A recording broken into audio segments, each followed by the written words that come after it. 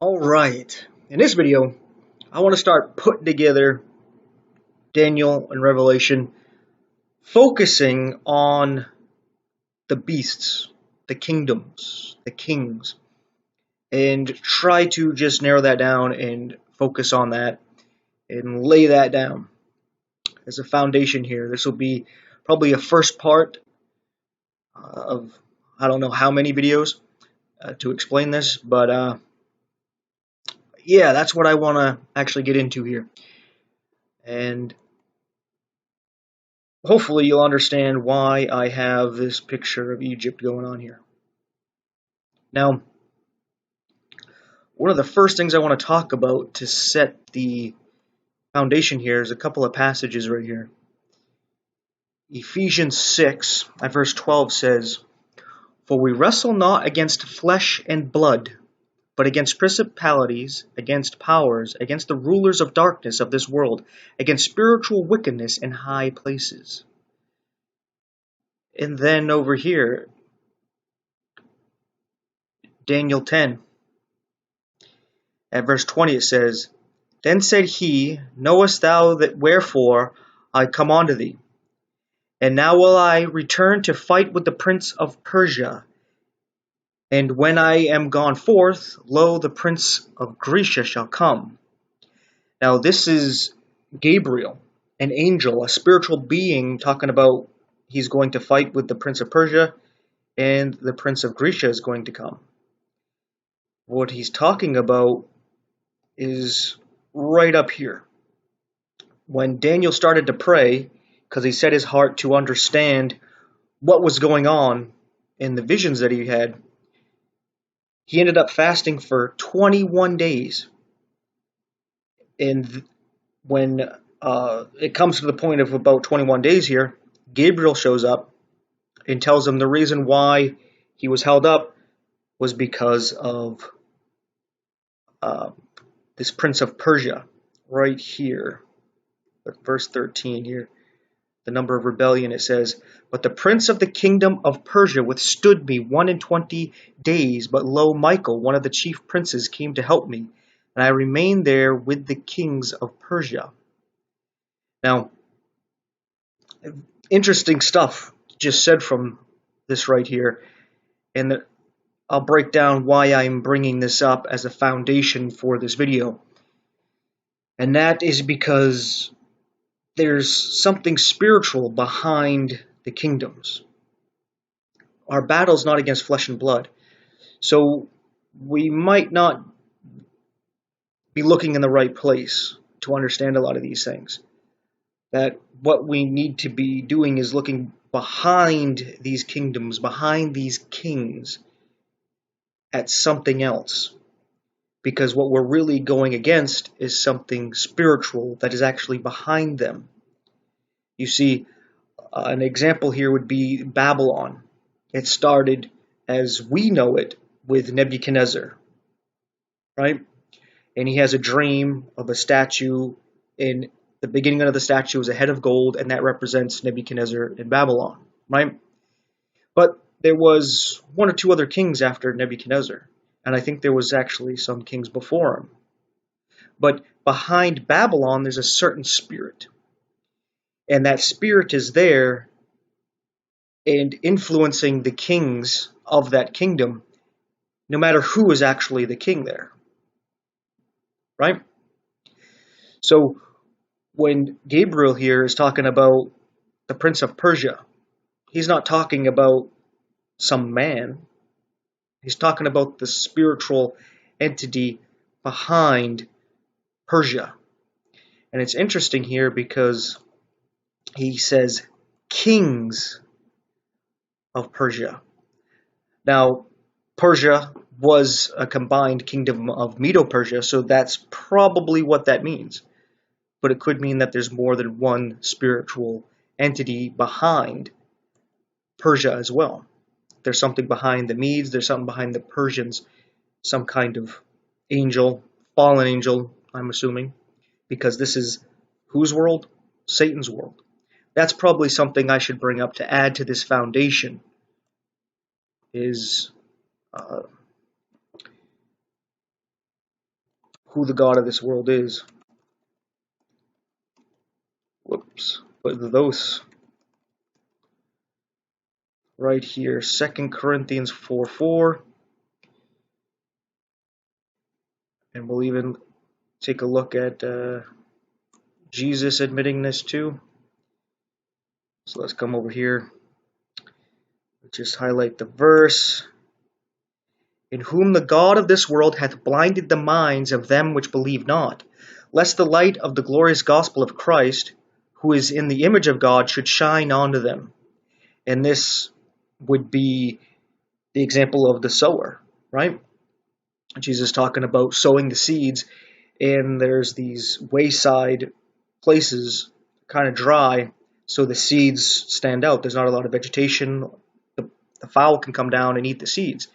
And Jesus says that the seed is the word of God, and the fowl are actually the devils, the demons that come and try to steal the word of God before it's actually brought into the heart and takes root, so that the people believe and are saved.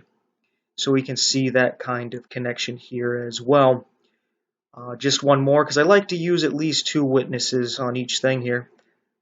And I think if we just go to Jesus himself, I don't think anybody's going to argue with him, but you'd be surprised, right?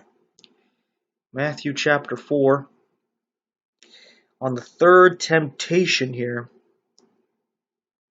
down here, verses 8 through 11 here, Satan brings Jesus up to an exceedingly high mountain, showing him all the kingdoms of the world, and says, if you bow down and worship me, I'll give it all unto you. Jesus doesn't say, this is not your kingdom, this is not your world. That's not what he says.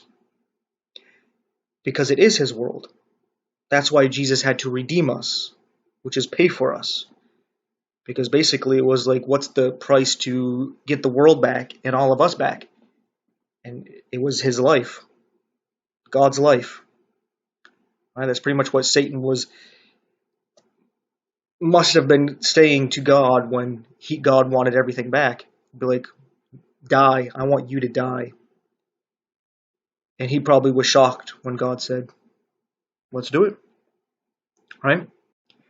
So, yeah, that's a little bit off subject.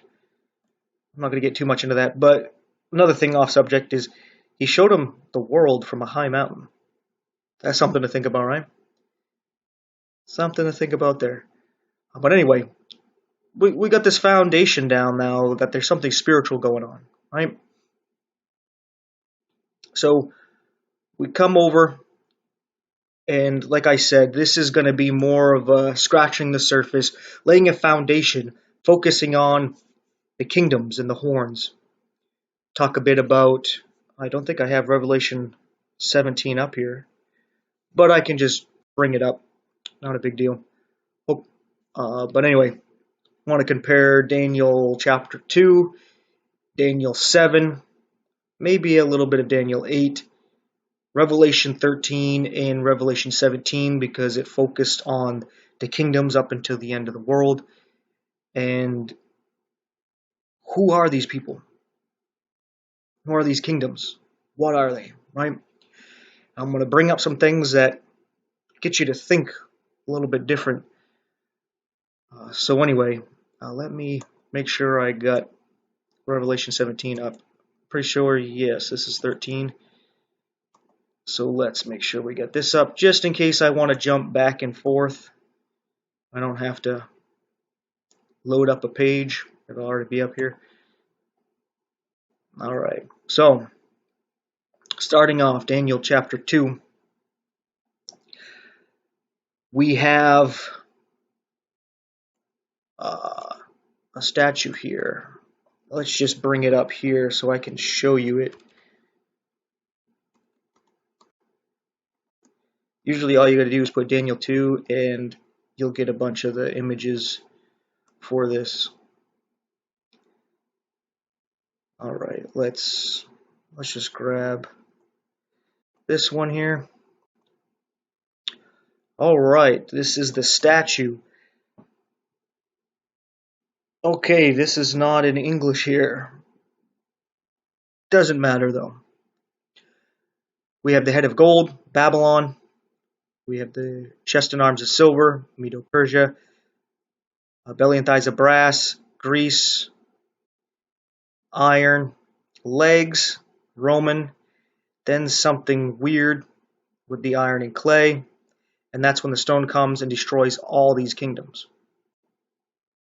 And what these kingdoms have in common is that they ended up ruling over the state of Israel. Babylon conquered them, then Medo-Persia conquered them and ran Israel and allowed them to rebuild Jerusalem. Then the Grecian Empire took over and allowed a lot of freedom to the Jews. Then we have the Roman Empire, and they came around and they took over Israel, and they set up their own kings to be king of Israel, but they weren't legitimate kings, because we know that the line went through to Jesus. And the stone cut without hands, that is Jesus, and he returns at this point, as we see right here. And it says at verse 44 of Daniel chapter 2, "And in the days of these kings shall the God of heaven set up a kingdom which shall never be destroyed." And it said, and in the days of these kings, all it said was iron mixed with clay.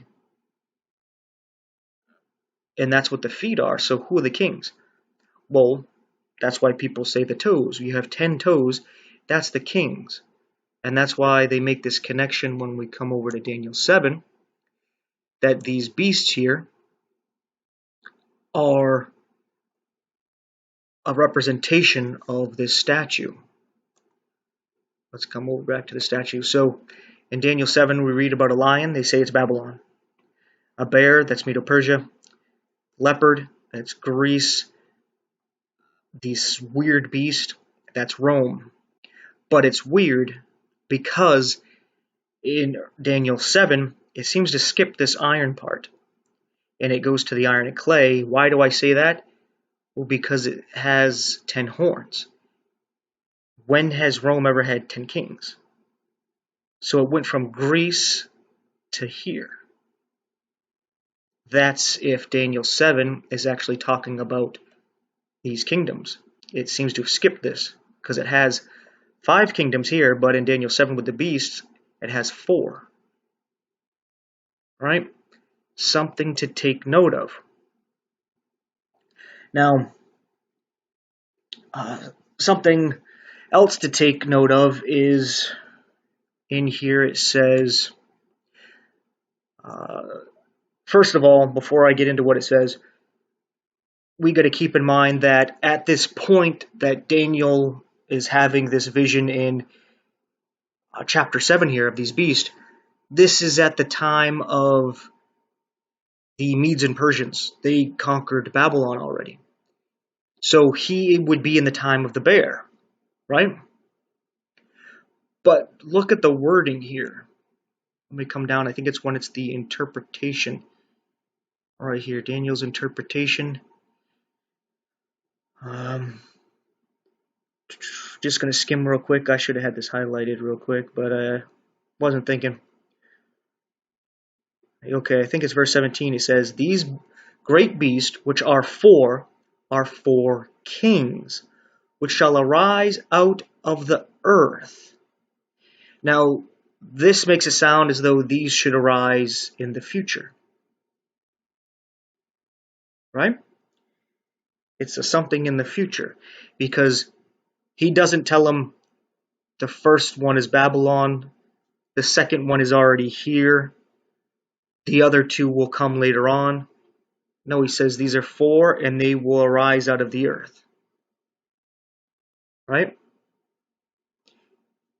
And then it makes it sound as though this has to do with the end of the world again, because at verse 18, "But the saints of the Most High shall take the kingdom and possess the kingdom forever, even forever and ever."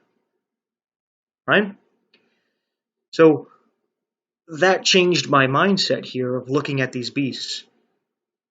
Because if they're in the future, from Daniel's point of view, They can't represent the same kingdoms in the statue of Daniel chapter 2, right? Makes sense. But what gets a little bit confusing here is he says that these beasts are for kings, right? Now, this can mean something completely different than how we're actually taking this to mean. Because what are we doing? We're saying that each one of these beasts is a kingdom, right? Like some people will say that the lion is Babylon in Nebuchadnezzar's day. Some would say that it is actually England, right? Then when you come to the bear, raised up on one side, a lot of people take that to be Medo-Persia, where Persia was stronger than Medo. And then some people take that to be Russia, where they use a bear to symbolize their nation, and a lot of their population is on one half of their landmass. If you look at Russia, over on the eastern side, the western side, my bad, you actually have most of the population, and there's barely any over on the east side of Russia. So it looks like it's raised up, right? Makes a little bit of sense. Then you got the leopard. Makes sense where people say it's Greece, where they were so swift and just took over everything really fast. And when, what's his name, Alexander the Great died, 4 generals took over. So it explains why it has 4 heads. But then a lot of people would say Germany. They have 4 Reichs. We're expecting 1 more Reich. And they did that blitzkrieg. They were real swift going over, taking over whatever it was they were taking over, right? So, makes a little bit of sense. And then they would say this beast at the end here is Rome. Seems to make sense. Even on both ends, they'll say that it's Rome. They'll either say it's Rome or a revived Roman Empire. Seems to make a bit of sense, except for this beast having, if it represents a king, and has 10 horns. So, what's going on there? It explains a little bit in Revelation 17 that there's 10 horns that give power to the beast. So the 10 horns represent 10 kings empowering the beast. So the head is a king, right? But it's something different. And I think these actually represent, as it says, kings, actually spiritual forces, some kind of fallen angels. And I'm going to explain, this will make a bit more sense as I go through this, but at the same time they could actually be represented by physical beings, right? It doesn't mean that they can't have a physical representation. But since it calls these beasts kings, and I'm not sure if it says that they are kingdoms. But let's just skim through here. Just going to search real quick to see if I see kingdom, and then that will just refute where I'm going with this. But we see here at verse 14, I think this is talking about the leopard that has given him dominion and glory and a kingdom. Right? So it's letting you know this leopard is given a kingdom. So the leopard isn't a kingdom itself, but it's given one. Right? And it says that all people, nations, and languages should serve him. His dominion is an everlasting dominion. Okay, wait a second. I think I'm reading about when Jesus came back. I think it's down here. It's actually talking about the third beast given dominion. Sorry for that one. Sometimes I get ahead of myself here. It kind of skips over this. I don't know why I remembered that backwards there. Alright, that was just a mistake of mine there. For some reason, I thought that's what it said about the third beast. Maybe it says it up here. Okay.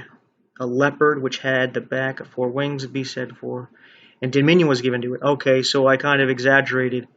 It says here dominion was given to the third beast here, the leopard. And I, for some reason, just connected it with what it said about when Jesus returns, that he's given all the dominion over the whole earth.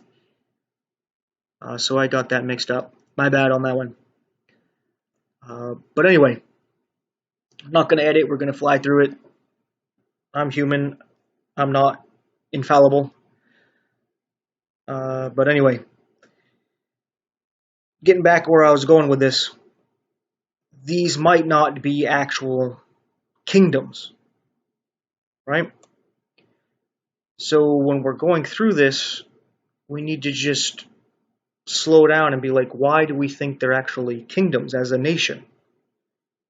Because when it comes down here and we actually get the interpretation, he says they are for kings that come up out of the earth. And this is another thing that's probably a key point, is that what's his name sees? John. He sees a beast with 7 heads come up out of the sea. And John tells us in, again, Revelation 17, that the sea actually represents the nations of the world, right? All the different tongues and cultures and all that stuff. And it makes a bit of sense because what we actually see here in Daniel chapter 7 is actually 7 heads. Because I was double checking this beast with the 10 horns. This is not the same beast that John talks about, because this beast is not said to have 7 heads, but it does have 10 horns, right? These just little details we got to pay attention to, because sometimes people intertwine this. So we have the lion, that's 1 head, bear, 2 head, and then all of a sudden we get 4 heads from the leopard, and then we have the weird beast. I'll just call it a monster, right? So a total of 7 heads. So what John actually sees is this beast is 1, right? So what seems to be going on here is that we have these different spiritual forces, the different kingdoms can come up, and I don't think it has to do with an actual kingdom. It doesn't have to do with an actual nation, and I'll explain. If you take something like an ideology, that doesn't have to be centered with, let's say, China or Russia, Germany, America, Italy, Brazil, right? That ideology can take root anywhere. And I think the ideology of the government is something that is spiritual. And these beasts represent that kind of actual kind of kingdom, right? So like there's a spirit behind communism, and this angel goes out and works with these nations and tries to get them under this communist banner. And then you got the socialists and the capitalists and monarchy and all this stuff. So you got different spirits behind them. So with that being said, when you think of something like Babylon, there's a spirit behind it. And if you want to say that the lion represents Babylon, okay. But it's a spirit, and that spirit can influence a different nation. And that nation will follow in the same footsteps. And that's why history can repeat itself. I'll actually give an example of that as well, and how it does it with different nations. I was actually thinking about Germany, excuse me, when it actually flipped over and became fascist. It became the Nationalist Socialist Party. and Hitler became the dictator there. It had the left basically destroy the economy to the point where they had to use a wheelbarrow of money to buy a loaf of bread. So it was really bad. Really bad. And that's going to tie into something that I'm going to bring up later and explain why I have the picture of Egypt up. But anyway, that got the people to slingshot over to the right. So far right, they went fascist dictatorship with Hitler. Because they voted him in, and then quickly they did away with replacing him because he fixed the economy. They looked at him as a savior. And if you knew what Germany was like before Hitler came, you would understand why they were gung-ho after him and why they basically worshipped him, because he restored Germany to glory, to actually be a livable place. That's why they loved him. I'm not praising him. I'm saying if you understood where they come from, you would get why they did what they did with him. But anyway, after that, Hitler ended up attacking Poland. But you see, Poland actually had areas that used to be Germany under its dominion now. So it mistreated the German people there. And that was used as an excuse for Germany to go in there. Right? Well, we see the same spirit behind Germany in two different places. We see it in America and in Russia, because history is repeating itself in the same way it did with Germany with those two countries. You see, America is falling apart, and the economy looks like it's going to just crash, and Biden wants a digital currency issued in December of this year, just a few months away. So we'll see what happens with that. But that could be what slingshots people over to the right. Because there's a lot of people already gung-ho, Trump, Trump, Trump. And the left looking so bad right now, it makes Trump look even better. And how they want to silence Trump makes you think, like, why do they want to do that? So it gets you more siding with Trump, even though he's obviously a pompous, selfish prick that's taking advantage of the situation. He understands the same thing Hitler did. You remember what they would tell us about Hitler and Goebbels and the Nazi Party is that if they told a lie loud enough, long enough, people would believe it. Well, Trump has this thing where he makes the deal sound so amazing that you believe it just because you want to believe it. So he understands it. He understands the whole way the mind works, the same way that how the Nazis were able to do what they did to Germany. And the left seems to be helping.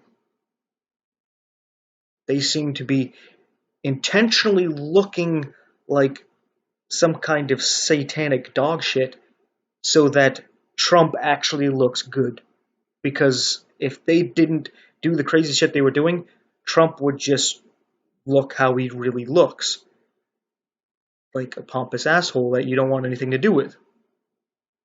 But it's like WWE wrestling where there's a wrestler you don't really care about, but then there's this one wrestler you hate, right? This guy, he drives me nuts. And then all of a sudden this wrestler you don't care about kicks his ass.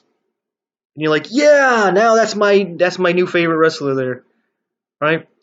I know I'm speaking more from a kid. I don't watch wrestling anymore, but I remember how it works, right? Hulk Hogan whatever, but then you put Andre the Giant. All of a sudden you go, oh, we got a hero who's going to take him out. Oh, it's Yokozuna now. They're, Japan, and they're disrespecting America. Boo Yokozuna. Oh, Hulk Hogan comes in and body slams him. Holy cow, right? It's the same trick done with politics, and people are eating it up as if it's real, and that's scary. But anyway, so we can see how history is repeating itself there, but we see the same thing with Russia, because the Ukraine had parts of it that were actually used to be part of Russia when it was USSR. So they have a lot of Russians in the area, and the Ukraine mistreating the Russians and those who speak Russian. So Russia now comes in, basically annexing those areas and basically telling Ukraine to back off because we're taking this territory.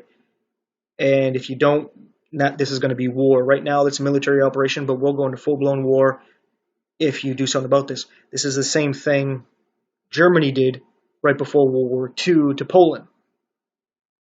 So you can see these things just happening again. And yeah, I think it's because there's the spirit that was behind Nazi Germany is also behind what's going on with America and Russia. But what John sees in Revelation 13 is that these beasts are one. It's an amalgamation of these things because it has the body basically of a leopard.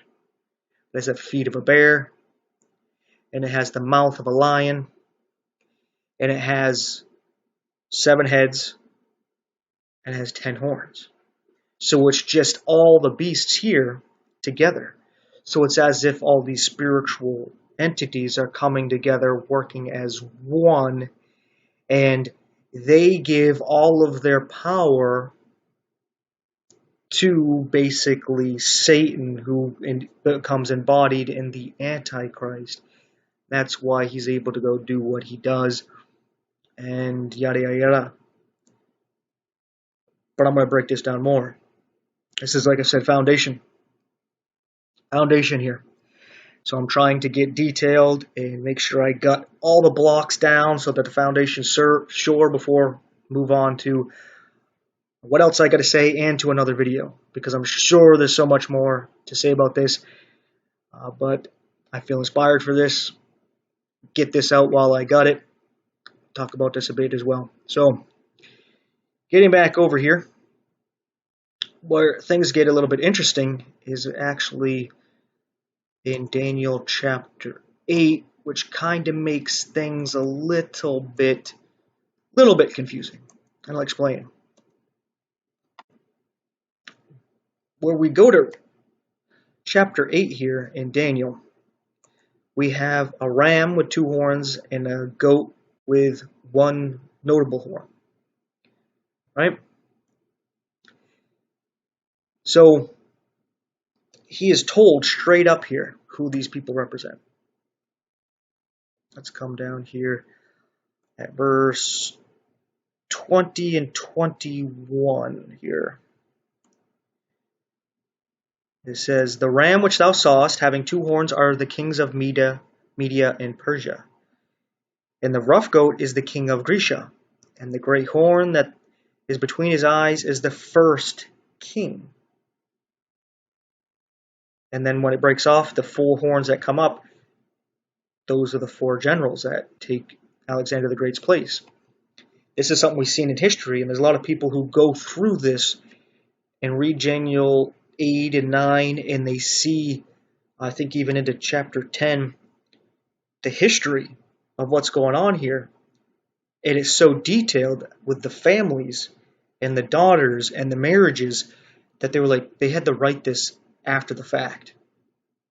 Right? They don't believe that it was written beforehand because of the great detail. And as it plainly tells you that the ram with the 2 horns, Medo-Persia, but then Greece comes with the 1 horn and breaks those off. Right? No horns, tramples it down. But then he dies young, 4 kings pop up. Right? But here's where things get a little bit confusing. There's, I think, 3 places in Daniel chapter 8 that say that this has to do with the end of days. Right? And then it tells you about a little horn that comes up, and I don't think it says anything about uprooting anybody. So you end up having 5 horns. Right? And I don't know if this little horn that comes up actually takes the place of one of these that died off, right?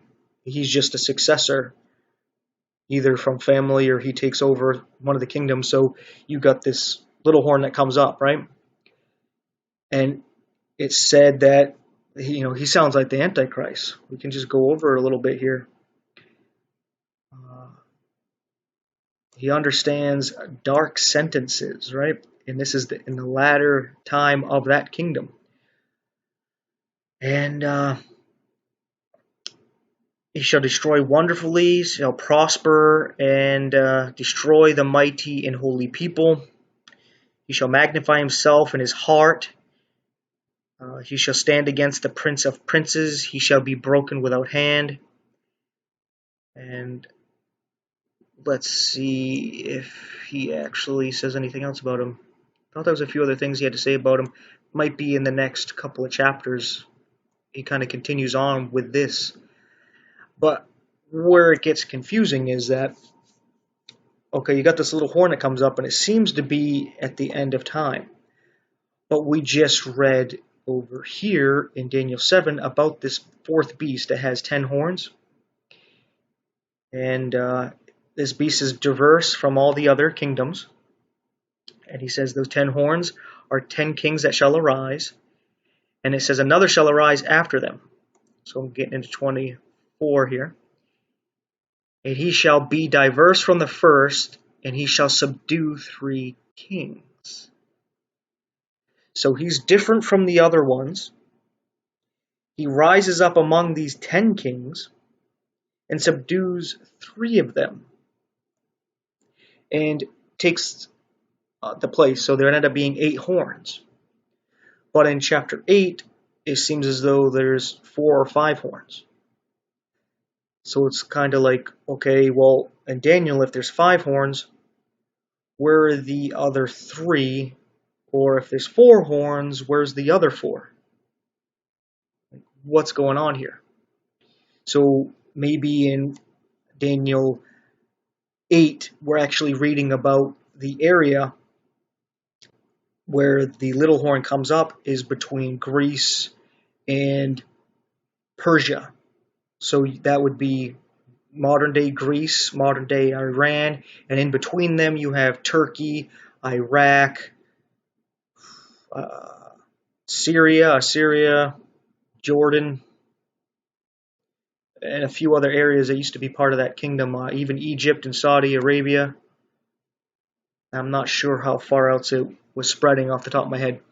But in that general area, and I think it was said from the north, so towards the Turkey-Greece area, you think you would see the little horn come up, right? Maybe that's what it's saying, but here it doesn't say he pops up 3 kings. So I don't know if it's the same entity, right? One horn could be a representation of the false prophet. One of them's the Antichrist. Not sure. And what I was actually thinking is that these heads are actually the spiritual force behind these people, and the actual horns are actually the physical kings. Right? So when you have a beast, like the one that's depicted in Daniel 7 here with the 10 horns, it could be that there's one spiritual entity behind these 10 kings.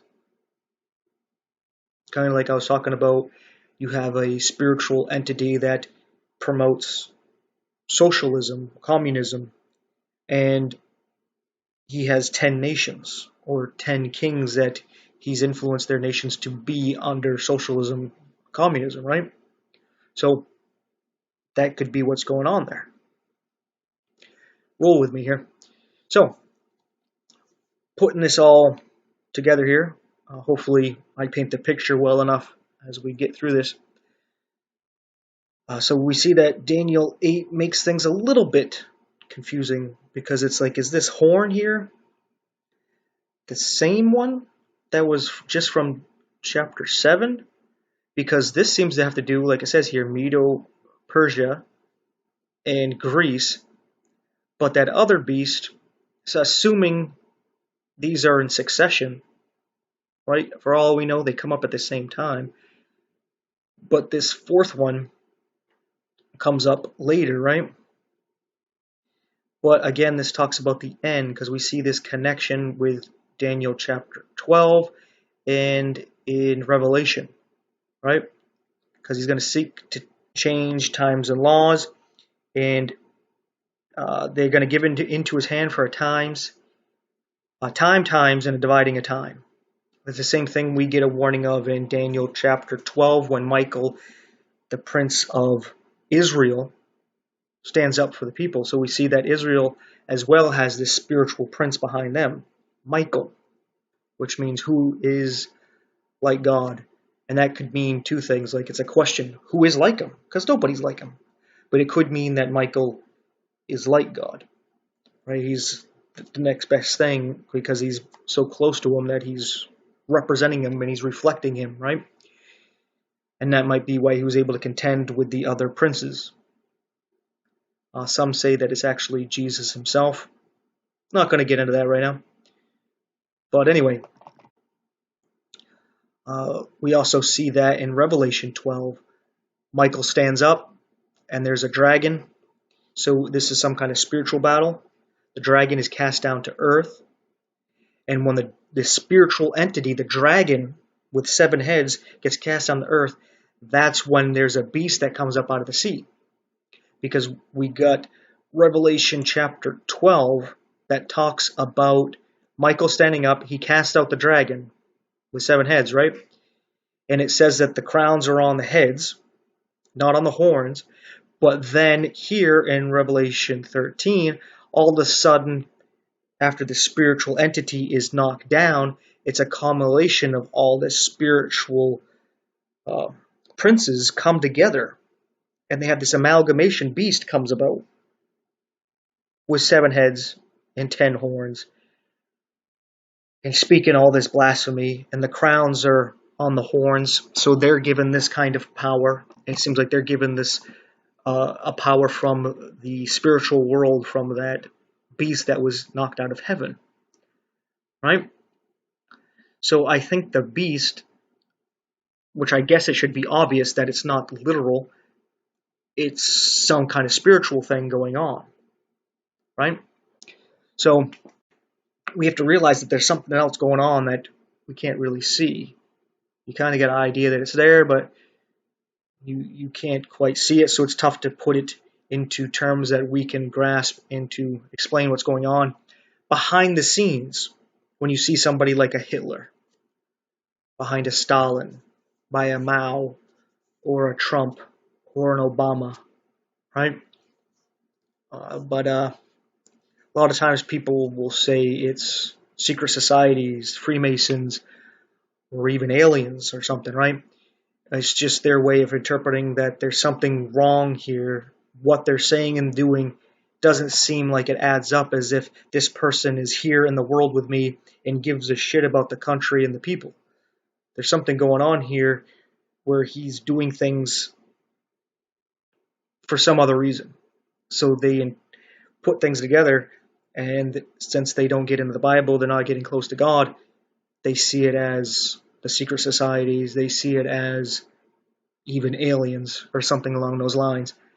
But it's just the way they explain it. Just real quick, like a David Icke. I was actually talking to somebody about him, and he has a lot of interesting things to say, but what he's most noted for is that he's saying that there's these reptilian beings behind the governments, and they are getting the governments to do the things that they're doing to get a one world draconian government where they rule. And people make fun of that and laugh at that. And I say, I believe it. You'd be saying, what? And I was like, yeah. That's just how he interprets it. He thinks that these are reptilian aliens because he doesn't have a Christian background. He's not somebody who's believing in God. He's more secular. So when he's seeing these things and experiencing these things, he takes it to mean these are aliens. There's something weird going on. And he doesn't explain it spiritually. He says that they're extra dimensional. He uses different lingo so that he can understand what's going on.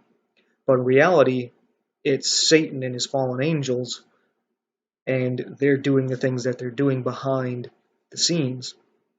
And I don't know if God just opened his eyes to see in the spiritual world, or as he says, he was doing some kind of shamanistic ritual stuff, and that's why he was able to see what was going on in spiritual world.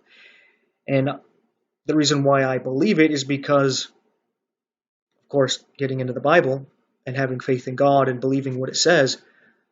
But before that, I was on my own search for a spiritual life, and I dabbled into Eastern stuff, and I got a glimpse that there's something else with us. So I know that that's probably what's going on in his head, is he's explaining what he's seeing because he doesn't know what it is he's seeing, but he knows it's there, and he can see that it has an effect, right? But outside of that, he mainly talks about the wrong that the governments are doing and how they're getting everybody to be brainwashed because of fear. Right? You get afraid of something. What do you want to do? You want security so that you can calm down. Like, you naturally want to get rid of that fear. And sometimes it's because there's a stray dog freaked out and ran into your house, and you're like, holy crap, you got to do something about that dog. Maybe kill it, restrain it, depending how severe the threat is, and get rid of the dog, right? And you can't just calm down and relax, right? Especially the kids and stuff, they'd be freaking out. And they're not going to calm down until the threat is taken care of. Even if they were locked in a room and they're fine, they know that the dog is outside of the room. And that's just an example there of how they use the fear of these boogeyman. The Russians are going to nuke. The terrorists are going to blow up your work or your school. The kids are going to come and shoot up the school. Or the left, they think that you're extremists, so they're going to start killing Trump supporters. Or the Trump supporters are extremists, and they're going to come try to kill you because you're a lefty. And there's all kinds of, I can't say the words, but, little things in the air that if they get on you, that you're going to die, and everybody you love and care about is going to die. So you get the fear, and what is the answer to the fear? Oh, you need to rely on us, the government, and we will stop the Russians from nuking. We will take away your freedoms and do all these checks to make sure we find all the terrorists. And they take more and more control, and we're going to do all these things to make sure you get a jibber jabber, so we can see who is falling in line, and all the others are the enemy because they're not submitting to us. And you can see the government growing stronger and stronger, and people just going with it because they're offering you a pacifier for your fear. And the pacifier is for them to be stronger and you to be weaker. But anyway, slightly off subject. Not quite, because of what these governments are all about here.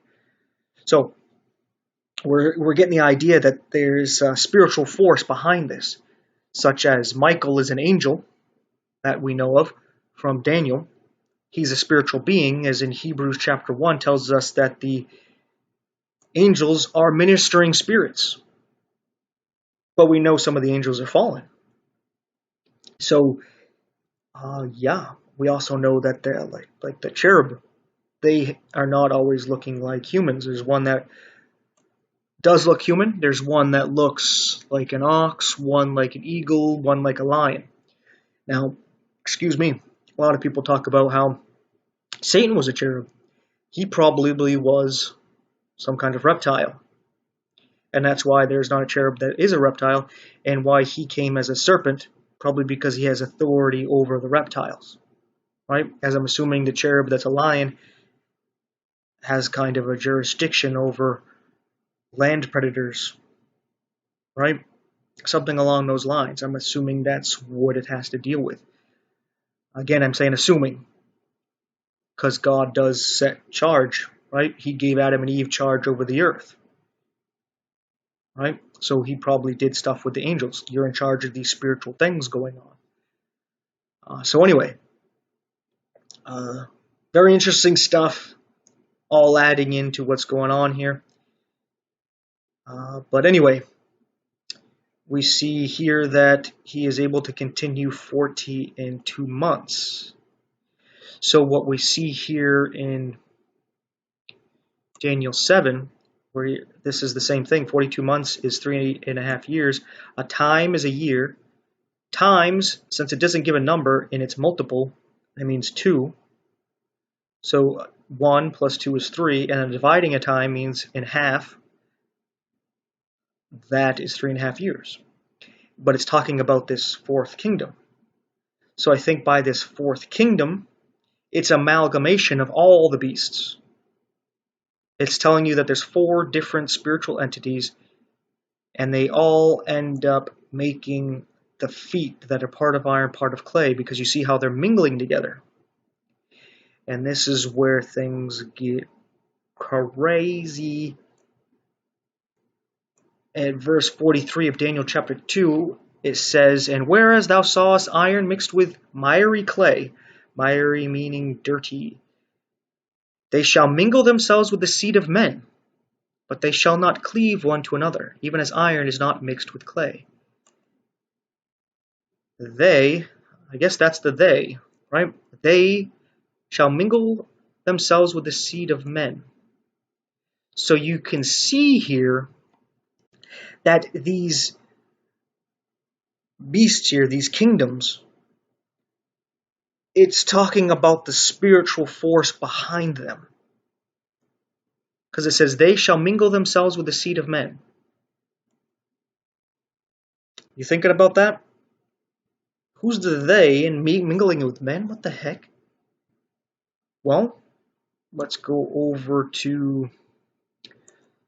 Alright, we're already in Matthew, I think it's chapter 24, where he talks about it'll be in the days of Noah. And I think again in Luke 17, we have that too. Let's go down here.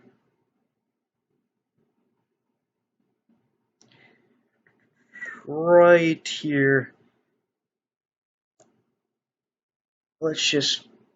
This one he doesn't get too much into it. It breaks it down a little bit more. It talks about it's also like Lot in Luke chapter 17. But it just says here, "For as in the days of that were before the flood, they were eating and drinking, marrying and giving in marriage, until the day Noah entered into the ark." Right? And he says the verse right before it, "But as the days of Noah were," I know it says Noe, right? But that's just New Testament for Noah. Greek, I guess. It says, "But as the days of Noah were, so shall the coming of the Son of Man be." So it's going to be similar to the days of Noah. And since that brings that up, let's go back over to Genesis.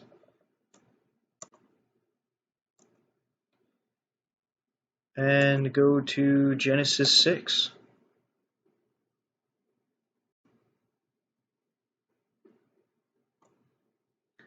And it says here,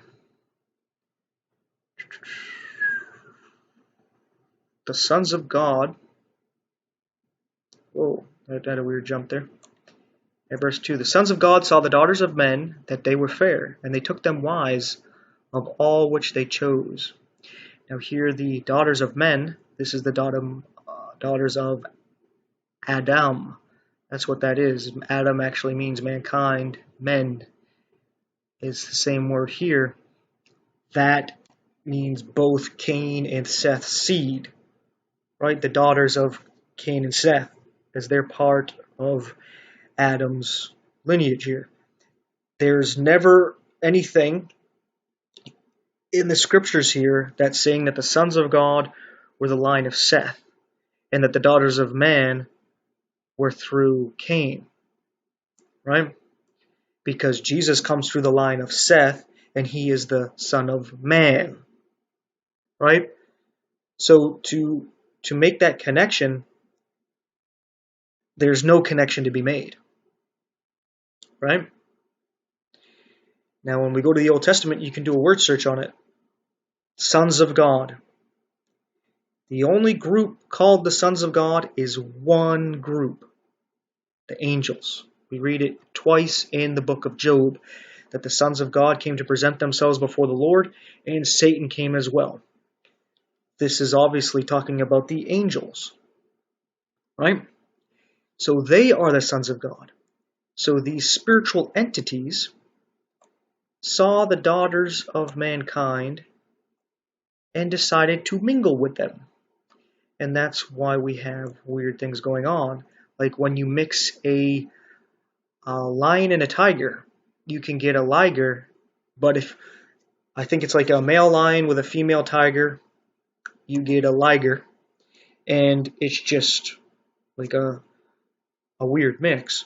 But then if you have a male tiger and a female lion, I might have this backwards, you get a Tyon or whatever it's called, and there's something wrong with the genetic where the male tiger and the female lion both have this thing in the gene where it doesn't stop the growth. So when their DNA comes together, they create giant offspring. So you can see that these lions, or tiglons or ligers, whatever you want to call them, end up getting gigantic, like big as a horse, if not bigger. I haven't seen the biggest ones they've come up with, but they eat a lot. And is it the giants must have been causing such a burden upon people because of how much they had to eat, like a Paul Bunyan or something, right? So it talks about them mixing. So that's going to happen again. That's what we were seeing in Daniel chapter 2. And we know this, again, as here. We read about it talking about Noah's sons, right? And it says here at verse 8, "But Noah found grace in the eyes of the Lord. Grace is undeserved and unearned." So why did Noah find grace? And it talks about, these are the generations of Noah. So it's talking about his generations. And it says Noah was a just man and perfect in his generations. And Noah walked with God. And Noah begat 3 sons, Shem, Ham, and Japheth. So we see here that Noah was a just man, but the just live by faith. So that's the first thing here. He's a faithful man. He's perfect in his generations. It doesn't say he's perfect in his generation, in his generations. And it's talking about his generations as it's talking about his children. So he's perfect in his genealogy. So we can tell what is going on here is some kind of genetic mixing of the angels with mankind. And yes, the spiritual world can do this with the physical world, as God impregnated the Virgin Mary to bring forth Jesus. So this is actually possible. So when you hear these stories of entities doing weird things with the women, sometimes with men, it's probably these angels. You hear these stories of women saying that they've gotten abducted, and then the next thing they know, they're pregnant. And the doctors say, oh, yeah, they're pregnant. But then all of a sudden, they're abducted again, and the child's gone. They're no longer pregnant, but they don't have the child. Right? So there's weird things going on there. Maybe they're crazy. Maybe they want attention. Maybe some of these cases, there's something to it. Right? So, we can see that in the days of Noah, we're probably going to have a united thing going on here. Of all these languages, there'll be one language, one people, one spirit. All the nations and all the spirits are going to actually join together. That's why we see out of the people, out of the sea, comes this beast here. But what is interesting here, is I have to get a grasp on here, is this beast here. It says it comes up out of the earth. So if this came up out of the sea, this came up out of the earth, what could that possibly mean? Well, the waters being great multitudes of people, I would imagine this is like scarce. Maybe comes up where there isn't any people. There are a few people. Not too sure. But I see 3 I see about 4 possibilities for this lamb-like beast. I'll explain them to you. I'll give you the one I agree with most last. It says a lamb-like beast, 2 horns, gets everybody to worship the first beast, who had a deadly wound but was healed. Something I'm going to get into before I end this. Just checking the time over here. But anyway, this lamb-like beast is also known as the false prophet. As we connect scripture to scripture, later on in the scriptures we see the connection between this lamb-like beast and the false prophet. When I think of that false prophet, obviously I think of false prophets, but the biggest one that pops up into my head is Muhammad. And 2 horns, I don't know, maybe because it's like a physical kingdom, there's a spirit behind that, and it's religious. Not sure, right? It has 2 horns, so like 2 representatives, like 2 witnesses, 2 false witnesses. Not sure how that really fits Islam, but it's an idea. Another one would be America.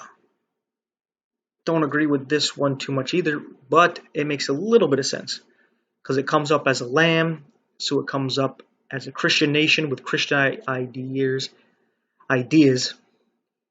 and it had a constitution, it had common law, people were free, but then it speaks like a dragon. People are under Roman law now, don't have that freedom anymore. Things are completely changed. So it's getting people to worship that first beast, and that first beast would then end up having to be the Roman Empire. Makes a bit of sense, but the 2 horns, so there's 2 kings. Well, maybe if it means America and Canada, maybe that's the 2. Doesn't quite fit. You want to say Democrat, Republican, 2-party system? Maybe, but they're not necessarily leading the country. But you could say, since it has 3 functions to the government, that it has a mixture of Democrats and Republicans running the country, so it has the 2 horns in that sense. Makes a little bit of sense. But then you have the Israel. Israel's lamb-like because Jesus, a lamb, Jewish, comes up, 2 horns, 2 false witnesses, getting people to worship the beast instead of God. Makes a bit of sense because they come up among a few people. They're a small little nation from the land. The land generally refers to Israel. The sea is generally towards Gentiles. That's why you see the beasts come up. The beasts usually represent the Gentile kingdoms. But when it comes to Israel, it's usually referred to as the land. So it makes a little bit of sense that it's actually talking about Israel. And I really strongly agree with that, except for the woman. The harlot is represented as a woman, right? And that's different from a beast, obviously, right? To be a woman and not a beast would mean that it has to be either Jewish or Christian, right? But since we're in the time of Daniel's 70 weeks, the church is gone, you would think it would be Israel. And there's a lot of stuff pointing to it actually being Israel. So if Israel is the woman, then Israel is not the lamb-like beast. But then again, the woman is a city, so it can represent Jerusalem, and the false prophet here is Israel itself. Maybe. But this last one, where it fits, where it could actually be the Vatican. It comes up like a lamb, or it's a wolf in sheep's clothing, or a dragon in sheep's clothing, as it speaks as a dragon. It speaks like the Roman Empire. It speaks as pagan Rome, bringing in all kinds of pagan beliefs. mixing with Christianity, as Catholicism is just a mixture of pagan Rome, Judaism, and then Christianity. All those mixed together, you get Catholicism, and now it's actually forming the stuff I've been bringing up here, Chrislam. And I got a couple little pictures I think I brought up over here. The Pope with this grand thing, he did this little meeting to form Chrislam, mixing Catholicism with Islam. So now Catholicism is a mixture of pagan Rome, Judaism, Christianity, and now Islam. I think this might be the picture of that. Yeah, right here. He did a speech here, the Pope, confirming Chrislam is a thing now. And good time to use this to talk to Catholics, to get them the gospel, get them out of the Catholicism here. But you can see how you could have the two horns in that sense, where it is a seemingly Christian lamb-like, but then it has Islam as the second horn. You can take it to two horns, as in the Vatican is actually its own country. It's a city-state, and the Pope is the king of it, and he's also the head of a church. So you get two horns in that sense. You could take it as the white Pope and the Jesuit black Pope. And yeah, I made it look like the devil horns, because that's basically what it is, right? So that could be it as well. And this current Pope is actually the first Jesuit Pope. Or I should say pontiff. I like to use pontiff because it makes it clear that this guy's not a father and that he's pagan, as the Pontifex Maximus was the title of the high priest of the Roman Empire before Christianity even existed. And the emperor would be given the title of Pontifex Maximus because he was the head of the actual state, and he was actually head of the church, and he was to be worshipped as a god. And then somehow Christianity got mixed into that, and they named one of their bishops the Pontifex Maximus, and they don't see anything wrong with that. But what are you going to do, right? So you see this formation here, so you can get a hold of this with the lamb-like beast, and you could say that's what's going on here, the lamb-like beast, false prophet. But you can also say potentially the woman being a harlot, right? Because it has Judaism and Christianity both mixing with pagan Rome, and now with Islam, and it's doing ecumenical movements with other religions. So now it can look like the Vatican could be the woman, and that great city could be the Vatican. So that's where I get the in between here, is that Israel is either the false prophet here, and the Vatican is the woman, or it's switched, and the Vatican is the whore, and however, you know what I'm saying. But anyway, it's starting to get dark here. But let me say a couple more things and then wrap this up. I'll do something else later on. This is a lot of information. I've been really thinking about this. So the last thing I want to get into is something I'm talking about a little bit, trying to figure out. And it talks about the woman being a city and sitting upon the beast here. Thank you. And that the beast here, the heads are 7 mountains, which makes you think, well, these heads you think would be the spiritual entities behind it. So maybe they have something to do with these mountains, and that's why the pagans would offer up the sacrifices on the mountains, on the hills, and why God kept raising up kings to get people to stop doing that. But anyway, both Jerusalem and the Vatican sits on 7 mountains. Well, Jerusalem sits on 7 mountains, and I think the Vatican sits on what they call 7 hills. Very interesting. Something to definitely think about. But what I want to focus on is 2 things. The bottomless pit And these kings here. Excuse me. Now, it said the heads are 7 kings, 5 have fallen, right? One's yet to come. I think these are the spiritual entities. The heads are the spiritual entities. The horns are actually the physical manifestations of actual kings that we see in this world, right? They haven't received the power yet. So who these are, I don't think we could say yet. We can just speculate. But they give one mind onto the beast, and the beast has 7 heads, right? But check this out. It says here, and there are 7 kings, 5 are fallen, 1 is, the other is not yet come, and when he cometh, he must continue a short space. All right, so the 7 heads are these. I'll take a sip of water real quick here.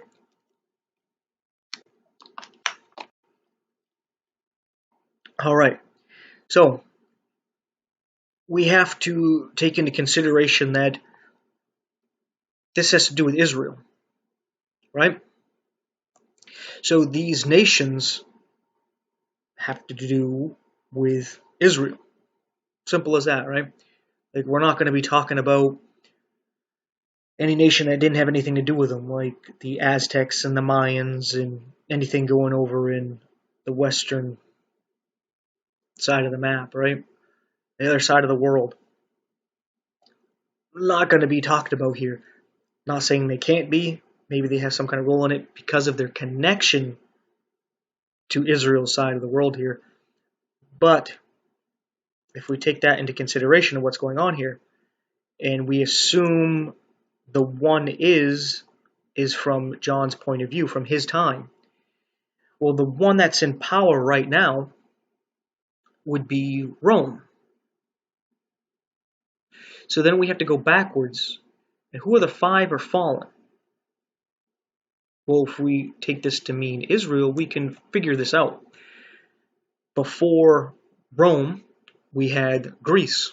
Greece took over and was managing Israel. Before Greece, we had the Medo-Persians. Before the Medo-Persians, it was Babylon.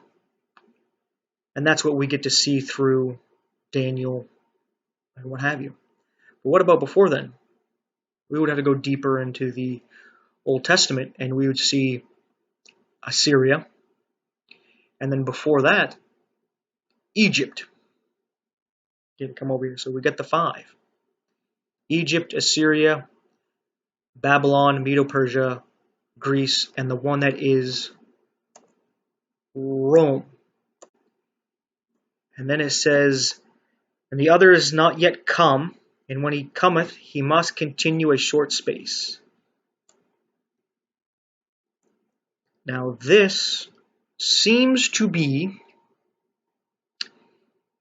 Islam. Because what came up after Rome and actually took over the land of Israel was Islam.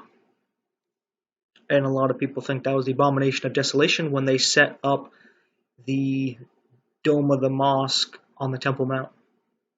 So that's what seems to be going on there. This one that continues a short space here. And then we know that things are about to come to the 8th because this one is coming to an end and Israel's getting the land back. And I think they're going to be building that temple before you know it. They're going to be that dome of the mosque. It's going to be put aside. Something's going to go on there. But that's going to come to an end pretty quick. So then we focus on this 11th verse, and it says, and the beast that was and is not, even he is the 8th. So it's like, but it only has 7 heads. Well, it tells you, and is of the 7, and goes into perdition. So it's like, oh, okay. So there's an 8th, but it's one of the 7 returns. So we have Egypt, Assyria, Babylon, Medo-Persia, Greece, Rome, Islam. right? I think those are the 7 different spirits.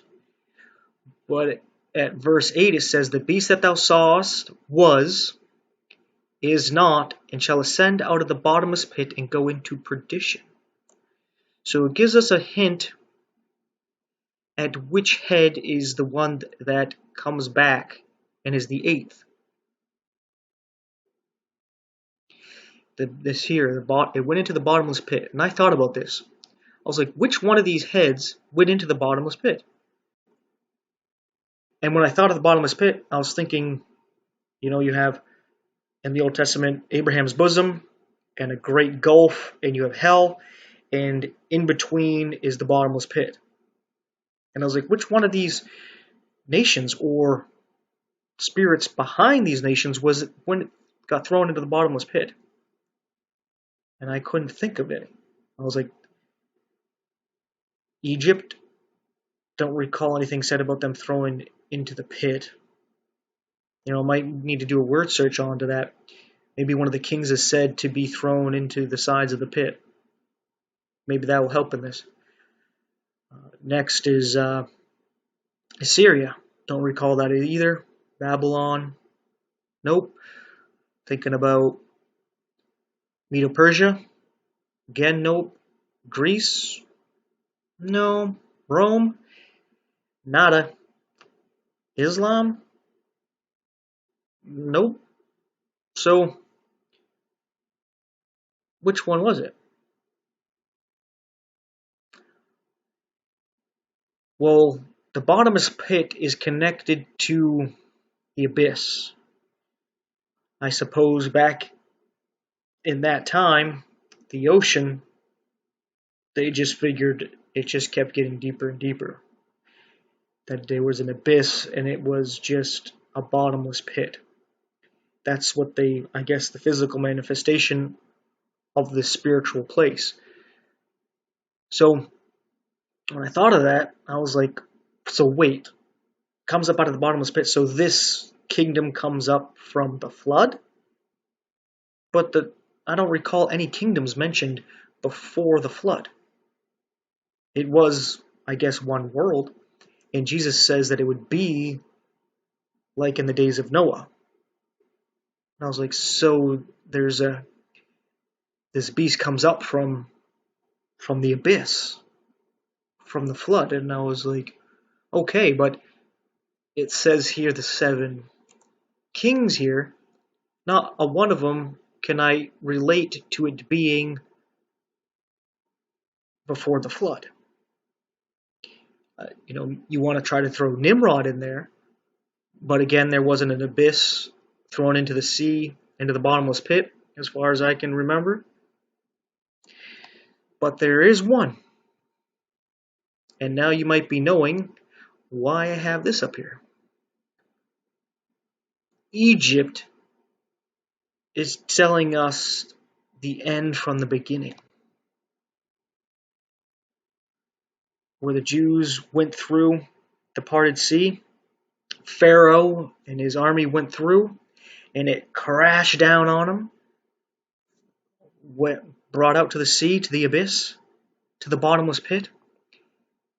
And we associate Egypt with the pyramids and this stuff going on. And what do we see all over the place? Whether it's in even government and movies and the music and the TV shows and just products. There's always this triangle, right? And I'm just doing this to demonstrate what you see. You always see them holding up a triangle over one of their eyes. Sometimes it's an upside down triangle. And then you have like pyramids all over. Like I think of Madonna's pyramid on the back of her jacket.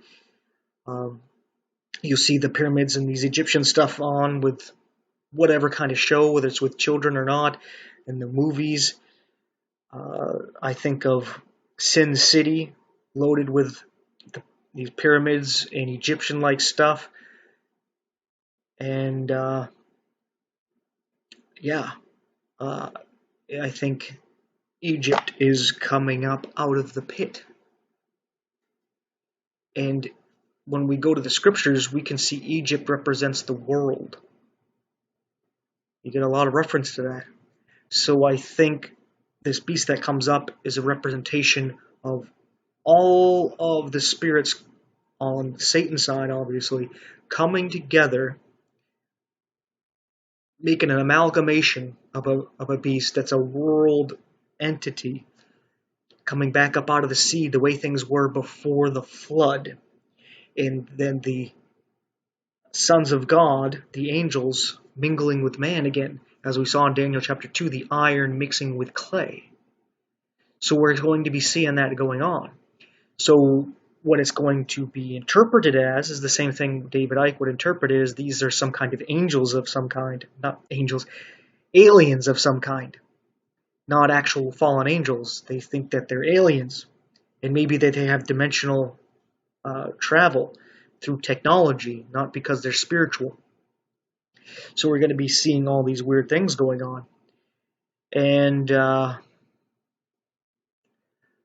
yeah, that's what I think's actually going on with this. That's what I think's being set up.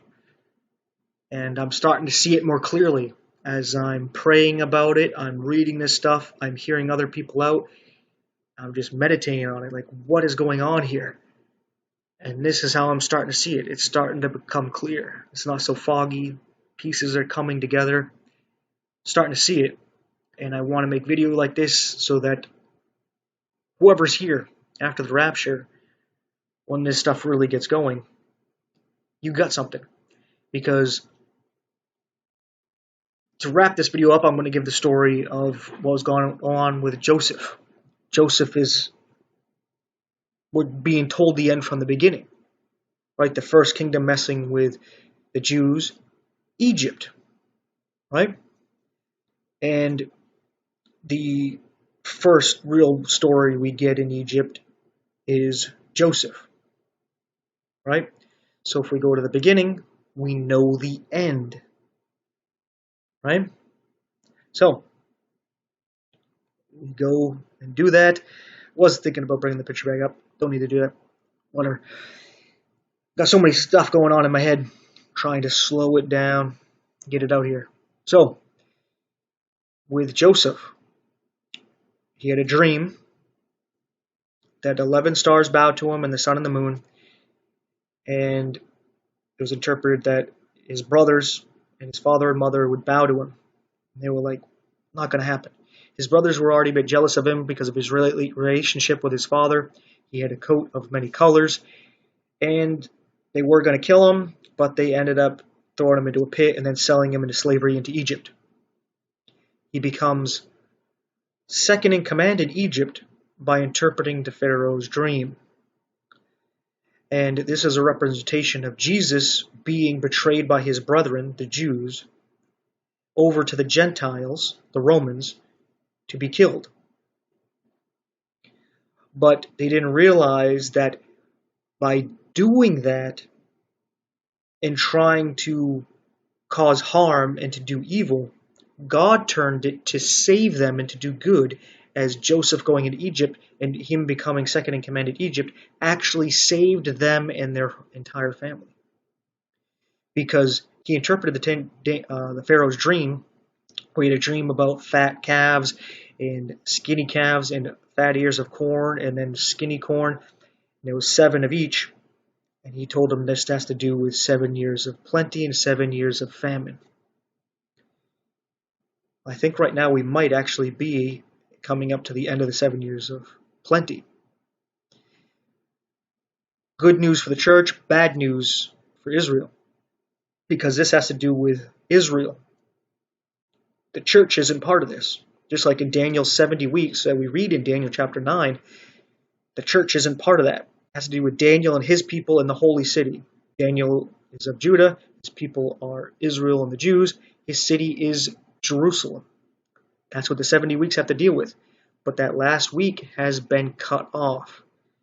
I'm not going to get into that right now. You can read in Daniel about how it's been cut off. And the prince that should come, going to make a covenant. Right? Well, that's what we actually see going on with Joseph. Because when the famine hits, all of a sudden a totalitarian government ends up forming over the world. As it says that the whole world had a famine. They all had to come to Egypt to get grain because Egypt stored up grain for those 7 years. They did a tax to take grain for those 7 years so that the actual grain belonged to Egypt, to the Pharaoh. And that people wanted food, they had to come and they had to buy it. So everybody had to give money through the 7 years to get the food. But they ran out of money and they couldn't get more money because there's no food. They can't grow anything. They can't do the cattle. They can't do all these things. So what are they going to do? Well, now they had to sell their cattle to get the food. And then it ended up having to be where they sold their homes and their lands. And then it got to the point where Joseph moved them all to cities, moved everybody to gather them to cities, and had them there so that, it can be taken care of, because they owned all the other land. So they were like, we don't want you on our land, right? So they could move them if they felt like it, get off our land. And they moved them in the cities, kept them all corralled. And then eventually the people had to sell themselves to get food, right? So the government ended up owning everything, even the people, right? And this was to get the Jews, Joseph's brethren, to come to him, because that was the only way to get them to Egypt. To come to him was to cause physical distress, the time of Jacob's trouble, the tribulation. So they come to Joseph to get the grain and all this stuff, and eventually he gets them to realize who he is through tribulation. I'm not going to get down to the detail, I'm trying to speed through this. And eventually they realize who he is, they accept him.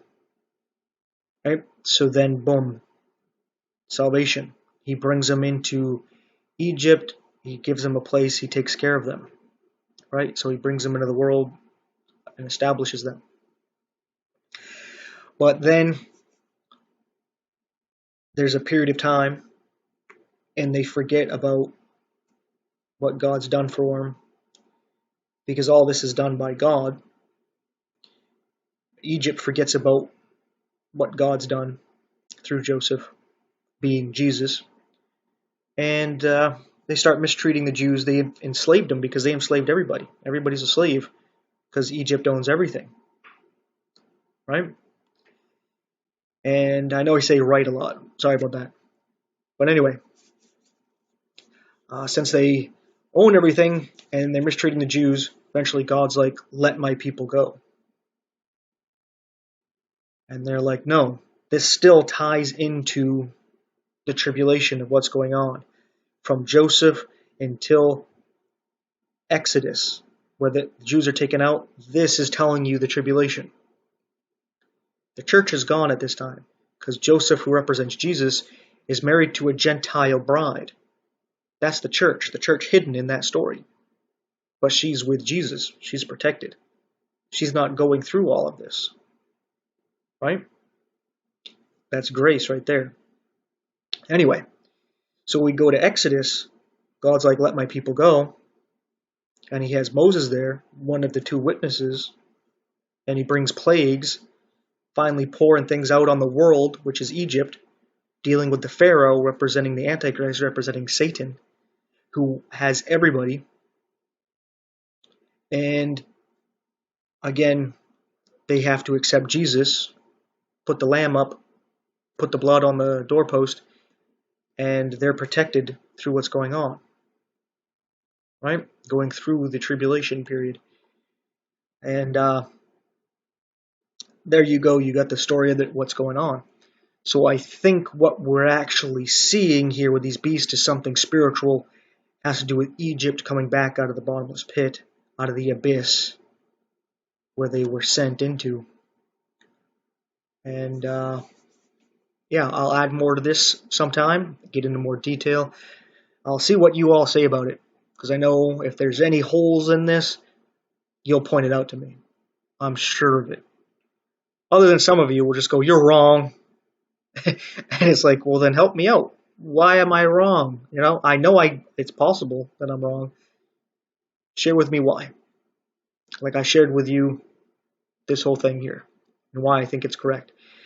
So I'm going to be meditating on this more, talking about it more, thinking about it more, and that's that. So anyway, made it through this whole video. I don't know how long I've been sitting here. It feels like forever. So if you made it through this, awesome. And thank you for watching, and take care. And I'll leave it with that right there.